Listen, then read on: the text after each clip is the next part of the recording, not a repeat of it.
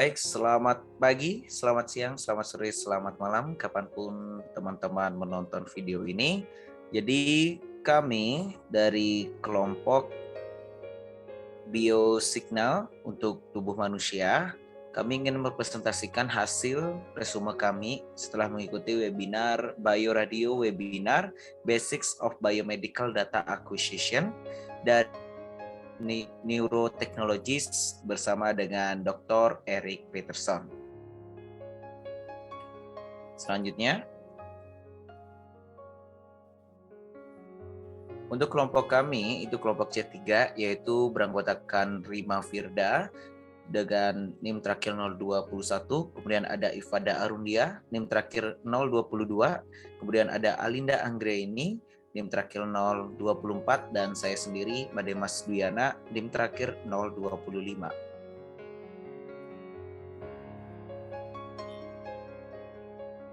Lanjut. Selanjutnya akan dijelaskan mengenai apa itu akuisisi data atau data acquisition. Sistem akuisisi data atau DAS merupakan suatu alat atau proses yang digunakan untuk mengumpulkan sinyal analog dari sensor dan mengubahnya menjadi sinyal digital yang dapat dibaca oleh komputer yang kemudian dikirim ke komputer. Ketika dilakukan dengan benar, maka sinyal digital diskrit akan secara akurat mewakili sinyal asli yang telah diukur. Next.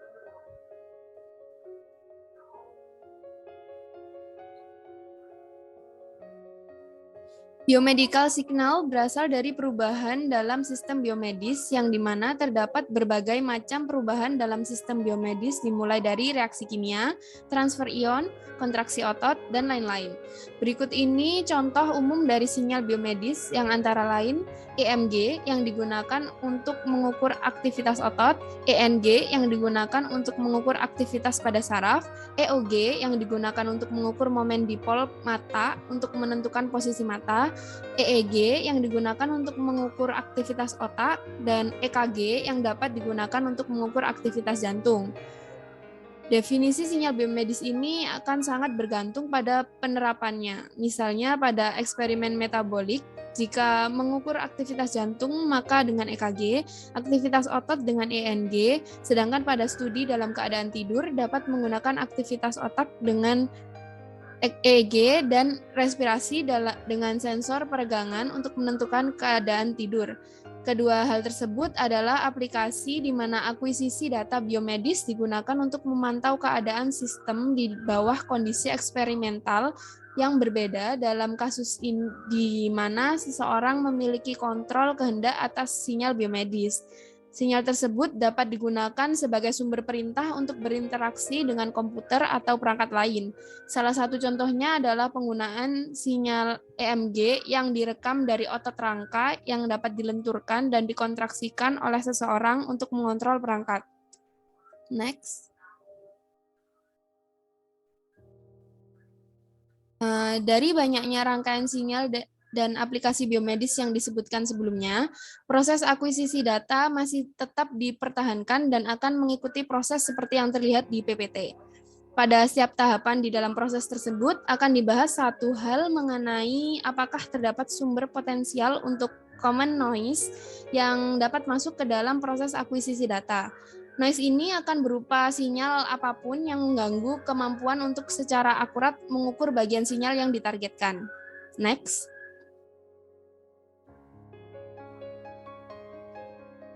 Berikut adalah table of content-nya. Yang pertama ada transducer, amplifier, filter frekuensi, ADC, post processing, dan demo. Next. Transducer.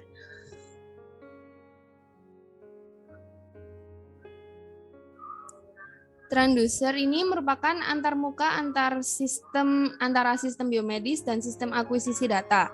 Transducer bertanggung jawab untuk mengubah energi yang disebabkan oleh perubahan energi yang terjadi di dalam tubuh menjadi sinyal listrik. Contoh transducer ada elektroda, plat gaya, sensor struts, fotodioda, dan lain-lain. Tahap ini merupakan tahap utama di mana sinyal akan didapatkan, sehingga sangat diinginkan pengurangan fidelitas tertinggi dari sinyal sebaik mungkin.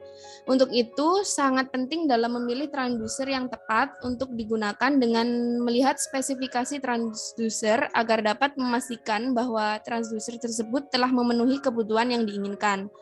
Posisi dari transducer juga sangat penting. Misalnya, jika akan menggunakan elektroda untuk mengukur permukaan EMG dari otot, maka penempatan elektroda harus benar agar dapat membantu mengisolasi sinyal yang didapatkan dari otot yang ditargetkan sebagai lawan noise dari otot terdekat yang belum tentu dapat mengidentifikasi sebagai sinyal yang berbeda dari EMG yang diinginkan.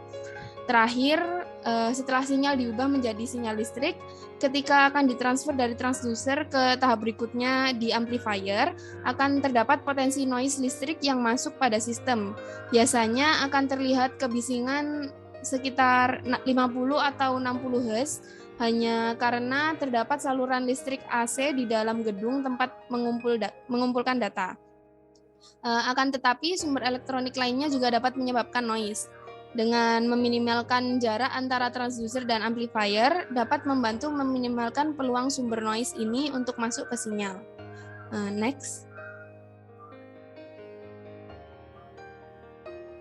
Selanjutnya adalah amplifier. Jadi amplifier ini bertanggung jawab untuk memperkuat atau meningkatkan amplitudo dari sinyal analog. Nah, biasanya sinyal audio hasil keluar dari transducer itu tidak cukup kuat untuk melanjutkan ke proses akuisisi dengan sendirinya, sehingga digunakan amplifier untuk membantu meningkatkan kekuatan sinyal dan juga membantu mereduksi noise yang biasanya terdapat di sinyal. Ada dua hal yang bisa dilakukan untuk mengurangi noise pada tahap amplifikasi ini. Pertama, bisa menggunakan diferensial atau juga mode single-ended yang akan membantu menolak sinyal yang umum atau common signal. Nah, jika menggunakan penguat diferensial, sinyal umum atau common signal sebagian besar akan ditolak, sedangkan perbedaan tegangan antara sinyal ini akan diperkuat. Tetapi jika menggunakan single-ended amplifier ini hanya akan menambahkan penerapan faktor pengalih ke tegangan tunggal yang masuk dengan mengacu pada noise lain yang masuk. Selain itu juga bisa digunakan low noise amplifier atau penguat kebisingan rendah. Selanjutnya, tahap selanjutnya adalah filter frekuensi. Filter frekuensi ini berguna untuk menghilangkan noise dalam sebuah sistem, di mana dengan filter frekuensi kita dapat mengatur frekuensi yang akan diizinkan untuk diteruskan ke dalam proses sistem akuisisi data. Nah, terdapat dua hal dalam filter frekuensi yang yaitu untuk mengurangi frekuensi yang tidak diinginkan, di mana sinyal yang masuk ke dalam sistem ini kan terdiri dari banyak frekuensi yang berbeda. Beberapa di antaranya akan diperlukan, tetapi sinyal lain akan menjadi noise. Nah, jadi filter frekuensi ini akan melemahkan frekuensi tertentu yang tidak kita inginkan. Contoh yang ditunjukkan pada gambar adalah sinyal frekuensi rendah dengan noise frekuensi tinggi, di mana kita dapat menggunakan filter low pass, sehingga kita bisa memblokir sinyal frekuensi tinggi dan hanya mengizinkan sinyal frekuensi rendah untuk lolos dari sinyal tersebut. Namun jika kita ingin melewatkan sinyal frekuensi tinggi dan memblokir noise sinyal frekuensi rendah, kita bisa menerapkan high pass filter yang hanya akan memungkinkan sinyal frekuensi tinggi lolos dan memblokir sinyal frekuensi rendah. Kemudian aspek penting lainnya yang dimiliki filter frekuensi adalah harus menerapkan sejumlah penyaringan low pass atau low pass filter dengan batas atas frekuensi yang diizinkan untuk masuk ke tahap berikutnya, yaitu konversi analog ke digital. Ketika tidak ditetapkan batas atas pada frekuensi yang akan masuk ke tahap konversi analog ke digital, maka kita bisa saja mendapatkan frekuensi tinggi yang jauh lebih tinggi dari yang terlihat pada sinyal dalam data output, sehingga ini akan berdampak pada akurasi dari hasil proses selanjutnya. Selanjutnya adalah ADC atau Analog Digital Conversion. Next. Analog Digital Conversion atau ADC merupakan rangkaian yang mengubah nilai tegangan kontinu atau analog menjadi nilai biner atau digital yang dapat dimengerti oleh perangkat digital sehingga dapat digunakan untuk komputasi digital. Rangkaian ADC ini pada umumnya dikemas dalam bentuk IC dan diintegrasikan dengan microcontroller. Data digital memiliki keunggulan yang diantaranya adalah mudah disimpan dan disalin, serta dapat dilakukan analisis berulang dan analisis otomatis dengan data digital tersebut. Next. Selanjutnya, cara kerja ADC. Yang pertama adalah dengan mengambil sampel sinyal analog. Yang kedua, mengukur dan mengubahnya menjadi nilai digital yang berbentuk nilai biner.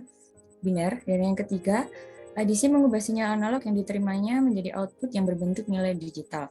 Prinsip kerja ADC ini mengkonversi sinyal analog ke dalam bentuk besaran yang merupakan rasio perbandingan sinyal input dan tegangan referensi. Sebagai contohnya, bila tegangan referensi 5 volt dan tegangan input 3 volt, rasio input terhadap referensi adalah 60%. Jadi, jika menggunakan ADC 8 bit, dengan skala maksimum 255, maka akan didapatkan sinyal digital sebesar 153 dalam bentuk desimal atau 1001101 dalam bentuk biner. Next. Terdapat dua karakter prinsip dalam ADC yang menjadi penentu keakuratan nilai digital yang dihasilkannya. Yang pertama ada resolusi. Resolusi ini untuk menentukan ketelitian nilai hasil konversi ADC. Semakin tinggi tingkat kenaikan bitrate, maka hasil sinyal yang didapatkan akan lebih presisi dan lebih baik pula. Selanjutnya yang kedua ada sample rate, untuk menyatakan seberapa sering sinyal analog dikonversikan ke bentuk sinyal digital pada selang waktu tertentu. Penting bahwa nilai frekuensi terbatas pada tingkat tertentu. Diilustrasikan dalam diagram tersebut, sinyal asli berwarna hitam, sinyal digitalisasi hasil sampling pada tingkat yang berbeda berwarna biru, dan titik merah kecil adalah sampel yang diambil pada setiap titik waktu. Next. Selanjutnya ada post-processing. Pada post-processing ini, datanya adalah statistik, lalu analisis frekuensi, dan noise reduction-nya dengan digital filtering. Dapat dilihat pada gambar tersebut merupakan contoh dari sinyal raw EEG yang difilter dengan menerapkan 5 filter berbeda untuk satu sinyalnya. Next. Selanjutnya untuk post-processing atau teknik pemrosesan. Jadi ada beberapa teknik pemrosesan yang bisa digunakan atau yang sering digunakan. Antara lain adalah FFT atau Phase Fourier Transform atau FFT, di mana FFT ini memplot magnitudo dari frekuensi sinyal. Pada sumbu X, itu adalah frekuensi diplot di sebelah kiri, dan juga sumbu Y adalah magnitudo pada frekuensi tersebut. Sehingga kita bisa melihat nilai F dan T, nilai F dari T sinyal, kita bisa melihat bahwa sinyal musik ini memiliki komponen DC dan juga memiliki puncak sekitar 15 Hz. Nah, untuk FFT ini dia mengambil frekuensi dari sinyal. Kita juga bisa lihat bahwa sebagian besar sinyal terdapat dalam frekuensi di bawah 40 Hz dari gambar yang tertera di slide. Nah, jika kita ingin melihat frekuensi yang berubah seiring waktu, maka kita bisa menggunakan metode lain pada teknik pemrosesan, yaitu dengan menggunakan spektrogram, di mana pada spektrogram ini mengambil frekuensi dari waktu. Jadi untuk spektrogram ini pada sumbu X-nya adalah waktu dan sumbu Y-nya adalah frekuensi. Dan besaran pada setiap waktu dan titik frekuensi ini diplot menggunakan skala warna. Nah, dari plot ini kita bisa melihat bahwa seiring berjalannya waktu, frekuensinya berubah dari mulai rendah hingga meningkat menjadi frekuensi yang lebih tinggi. Nah, hal ini mungkin saja terjadi dalam beberapa kasus, termasuk kasus pengukuran EEG melalui premotor atau korteks motorik yang merencanakan atau memulai gerakan tangan. Sehingga dengan kasus tersebut atau kasus-kasus lainnya, kita bisa saja menggabungkan jenis analisis spektrogram ini dengan input sinyal fundamental lainnya untuk memahami bagaimana suatu sistem bekerja.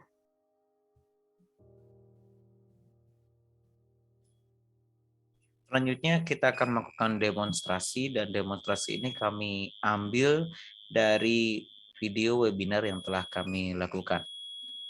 Mungkin bisa giliran untuk share screen-nya.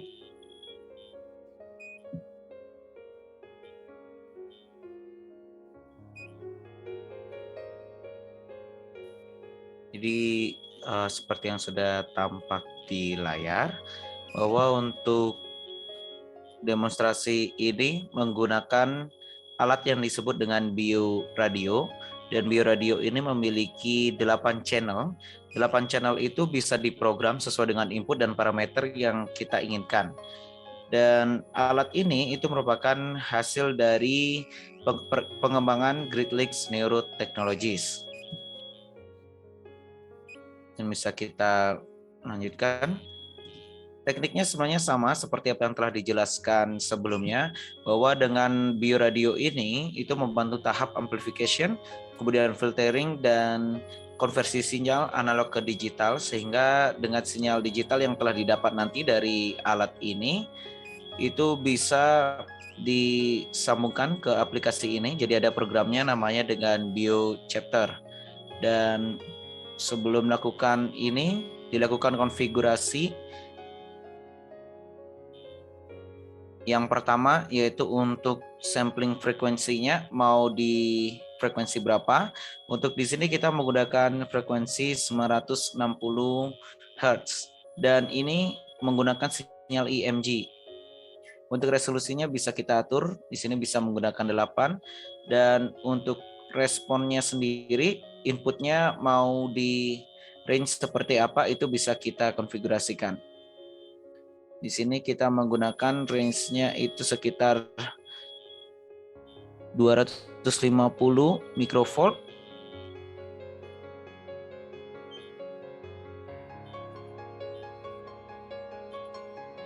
Kemudian ketika sudah program dikonfigurasikan, kemudian disambungkan, dikoneksikan dengan alat EMG.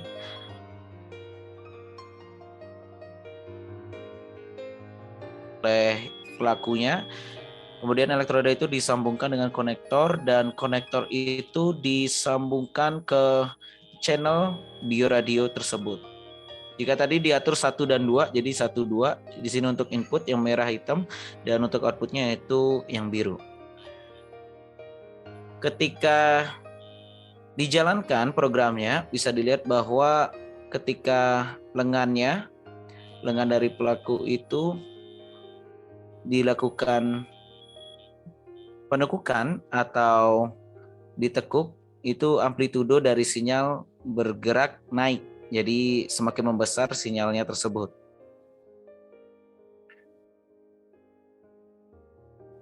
Jadi bisa dilihat bentuk sinyalnya seperti itu sesuai dengan gerakan otot lengan dari pelakunya. Di sini kita juga bisa untuk melakukan filteringnya, bisa otomatis begitu. Bisa menggunakan high pass. Di sini menggunakan high pass yaitu digunakan untuk mengatur batas atas dan bawah dari frekuensi sehingga tidak terlalu besar.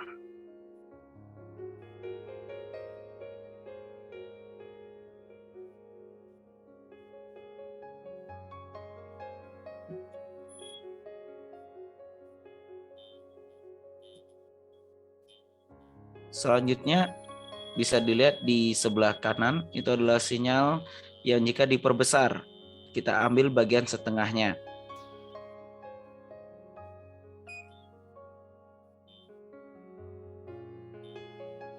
Dan sinyal ini, program ini itu bisa kita simpan ke dalam format CSV ataupun ke dalam format MATLAB LabVIEW. Dan setelah kita ambil program tersebut, kita bisa langsung lanjut analisis bagaimana diferensial dari sinyal yang telah kita dapatkan. Tentunya penggunaan alat dan program ini karena otomatis itu bisa sangat membantu untuk membaca pergerakan atau aktivitas sinyal di tubuh kita ketika melakukan olahraga contohnya. Jadi ini bisa secara langsung atau real time untuk melihat bagaimana aktivitas sinyal yang telah kita lakukan saat berolahraga. Mungkin kira-kira demonstrasinya seperti itu, kita lanjutkan ke PowerPoint.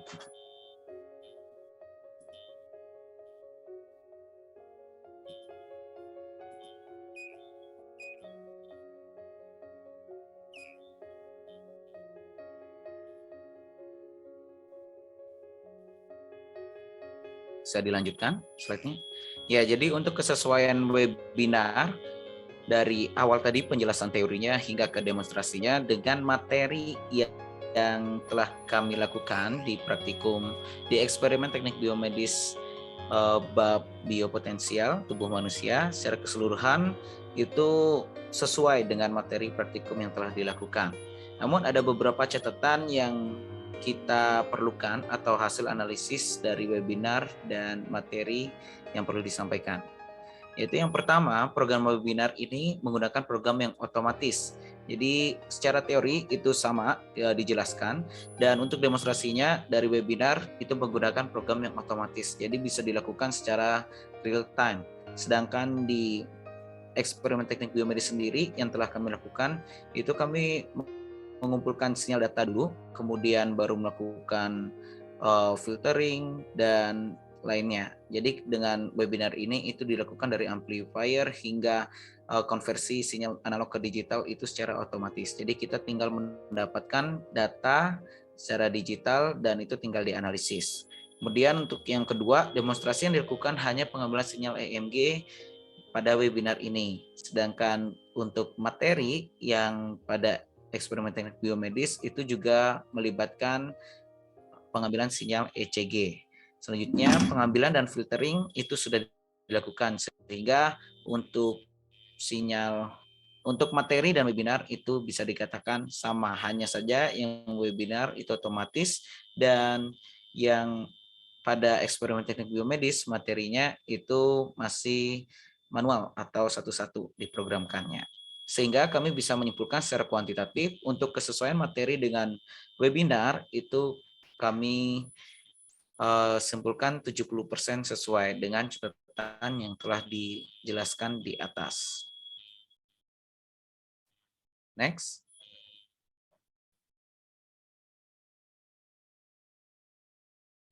Baik, sekian dari kelompok kami terkait bioradio atau biopotensial pada tubuh manusia, bagaimana data akuisisinya.